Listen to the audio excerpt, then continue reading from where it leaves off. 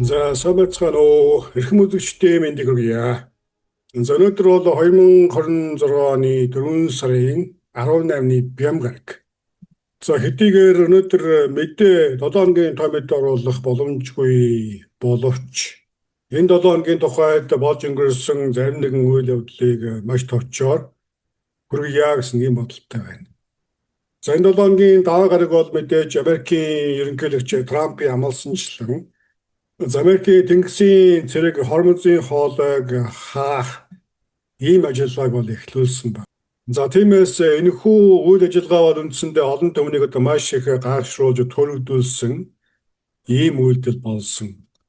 За өмнө нь Ираны тал үүнийг одоо хаагаад байсан бол Америкийн тал одоо дахин хаана гэдэг ийм мэдээллийг бол хийсэн байгаа. За хожим нь Америкийн тал бол үндсэндээ Ираны бомбуудаас гарч байгаа болон Ираны бомбыг чиглэсэн хөдөлгөөнийг одоо хаана гэдэг. Улмаар Ираны талтай хамааралгүй тээврийн хэрэгслийг одоо өнгөрүүлнэ гэсэн ийм мэдээллийг бол хийсэн. За ямар ч тач даваа гарагт ийхүү хормозын хоолой одоо хаагдсан эсэх, үгүй бол нэгдсэн эсэх зарим мэдээр тодорхой бас байдал үүсгэсэн үйл явдал эхэллээ. За Америкийн дотоодод бол мягмар гарагт хууль зүйн сайд асан Пам Бондыг Конгрессийн ёс зүйн хороонд зарлан дуудсан боловч Пам Бонди бол ирсэнгүй. За Конгрессийн ёс зүйн хорооны ардчилсан намын бүлгээс бол хууль зүйн сайдыг зөвлөх ажилтны холбоотойгоор ийхүү одоо зарлан дуудсан боловч ийхүү ирсэнгүй. За үүнийг Пам Бонди бол хууль зүйн сайдтай хамаарах зарлан дуудах гэсэн байдалтайгаар хүлээж авсан гэдэг нь ойлгомжтой байна. Тиймээс Конгрессийн ёс зүйн хорооноос дараагийн ээлжинд Пам Бондыг одоо сул иргэний хувьд зарлан дуудана гэсэн ийм мэдээллийг бол хийлээ. Хууль зүйн сайд асныг бол үндсэндээ Эпштейний одоо файлыг олон нийтэд нээлттэй зарлах хуулийн шаардлагыг биелүүлээгүй гэсэн одоо үндслэлээр ийхүү зарлан дуудаж байгаа юм байна. За мягмар гарагт мөн сангийн сайдын хийсэн мэдээлэл бас олонний анхаарлыг татаж байгаа юм. За сангийн сайд Скот Бесенти хэлснээр бол засгийн газрын зүгээс банкудад хандаж банкуудыг бол одоо харилцагч нараас цагаачлалын статус болон иргэншлийн мэдээллийг заавал цуглуулж явах ийм шин шаардлага хөргүүлж байгаа тухай сангийн сайд мэдээлсэн байна. За энэ мэдээллийг бол Bloomberg одоо сүнэнд мэдээлсэн байгаа. Тиймээс энэ мэдээллийн мөрөөр цаашдаа банкудтай холбоотой энэхүү шин шаардлага хэрхэн хэрэгжихийг бид бүхэн чиг тавин ажиглах болж байна. За лав гарагт ерөнхийлөгчийн цагаан ордны одоо дэргэд баригдаж байгаа. За шинэ одоо зочин хүлээж авах барилгын ажлын талаар шүүгч дахин шийдвэр гаргалаа. За өмнө нь холбооны шүүхээс бол үндсэндээ барилгын ажлыг бол төр зогсоогоод байсан бол за энэ 7 хоногийн одоо шүүхийн шийдвэрээр тухайн барилгын ажлын зөвхөн газар доорх барилгын ажил буюу цагаан ордны хамгаалалтын байгууламж барих хэсгийг одоо үргэлжлүүлж болно гэсэн. За харин газар дээрх байгууламжийг бол зөвхөн одоо хууль тогтоогчид буюу Конгрессийн зөвшөөрөлтөй барилгын ажил явуулж болно гэсэн шийдвэрийг гаргажээ. За ямар ч тач Трампын эхлүүлсэн цагаан ордны өртгөлийн ажил ийхүү одоо эрх зүйн маргаантай байна. За тэгвэл эхний ажил ийхүү одоо эрх зүйн маргаантай гацаатай байгаа энэ цаг үед. За ерөнхийлөгч ялалтын хаалга барих одоо ажлыг албан ёсоор эхлүүлж байгаа тухай мэдээлэл гаргаад байна. За Вашингтон дэсийн Арлингтоны хэлийн заагт байрлах цэргийн хүндэтгэлийн одоо бунхан ойролцоо байгуулах энэхүү төслийг бол энэ жилийн Америкийн нэгдсэн улсын 250 жилийн ойд зориулан босгохоор ингээд энэ одоо эскиз зургийг харахад бол үндсэндээ одоо Парисын ялалтын хаалгатай нэлээд дөхүүлсэн ийм одоо дизайнтай ялалтын хаалга барих мэдээллийг цагаан ордон энэ 7 хоногт танилцууллаа. За пүрэв гарагт олонний анхаарлыг татсан нэг мэдээ бол цаашлалын албаны буюу USCIS-ийн одоо захирал даргын үүрэг гүйцэтгэгч Тодд Леонс ажиллаа хөгжиж байгаа тухай мэдээ байна. За ерөнхийлөгч Трампын одоо цаашлалын хатуу ширүүн бодлогыг одоо хэрэгжүүлэгч агентлагуудын нэг цаашлалын албаны дарга Тодд Леонсын хувьд 5 сарын 31-нд ажиллаа хөгжиж байгаа тухай пүрэв гарагт зарласан байна. За тиймээс шинээр одоо ажиллаа хүлээж аваад байгаа дотоод иргэн сайдын хувьд цаашлалын албаны дарга доолж томилох ийм ажилтай үлдэж байна. За тиймээс бидний хувьд дараагийн ээлжинд цаашлалын албаны одоо шинэ захирлаар ямар хүн томилогдох. За ингээд цаашлын албаны тэргүүн солигдсоноор цаашдаа цаашлын албаны үйл ажиллагаа болон барьж байгаа бодлого чиглэлд ямар өөрчлөлт гарч болохыг ажиглах үлдэж байна. За ямар ч тач энэ мөрөөр гарах мэдээллийг манай суугаар цаг тухайн урьд нь шуурхай мэдээлэх болно. За пүрэв гарагт мөн одоо олонний анхаарлыг татсан бас нэг үйл явдал боллоо. Энэ бол Миннесотад болсон Operation Metro Surge гэх одоо томоохон цаашлалын одоо үйл ажиллагааны үеэр ёс зүйн алдаа гаргасан ICE-ийн ажилтнанд хэрэг нээж байгаа тухай Миннесота мужийн прокурорын зүгээс мэдээлэл гаргалаа. За энэ бол Грегори Даниэл Морган гэх нөхөр бол одоо ийхүү тус мужийн хуулиар ийхүү одоо хэрэг татагдсан мэдээ байна.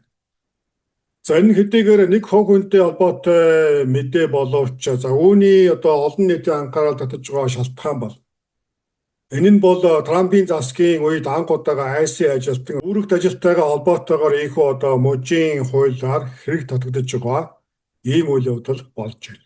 За хэрэг явдлыг маш товчхон дурдхад бол одоо зам дээр энэхүү цагдаагийн ажилтан ICE-ийн ажилтан өөр одоо иргэн үнэтэй хурдны зам дээр шахалцаж зулмаар тухайн иргэдийн эсрэг албаны хэрэгцээнд ашиглаж байсан буугаар одоо сүрдүүлсэн ийм үйлдэл болсон юм байна. За үүнийг бол Миннесота мужийн хууль сахиулагчид бол хууль бос гэж үзэж ийхүү Трампын засгийн ICE ажилтныг ийхүү одоо хэрэг татсан үйл явдал болж өрнөж байна. За пүрэв гарагт мөн одоо олонний анхаарлыг татсан нэг мэдээ бол тээврийн яамнаас гаргасан мэдээлэл. За бид бүхэн мэдж байгаа холбооны тээврийн аюулгүй байдлыг хамгаалах газраас бол гадаад иргэдийн CDL үнэлэхэнд одоо хяналт тогтоох ийм ажиллагааг явуулж байгаа. За хэдийгээр холбооны засгийн газар шууд мужийн одоо DMV-гийн одоо үйл ажиллагаанд шууд нөлөөлөх үүрэг өгөх боломжгүй боловч үүнийг бол гол төлөө одоо холбооны засгийн газраас мужуудад олгодог санхүүжилтээр барьцаалж ийхүү одоо хэрэгжүүлэхээр чармааж байгаа.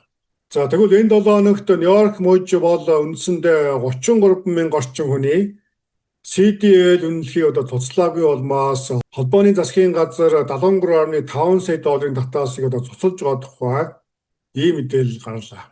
За тиймээс энэ мэдээ үнэн бол Нью-Йорк мужийн хувьд 73 сая доллараар 33,000 хүний одоо CDL үнэлэхийг одоо хадгалж үлдсэн за ийм мэдээ байна.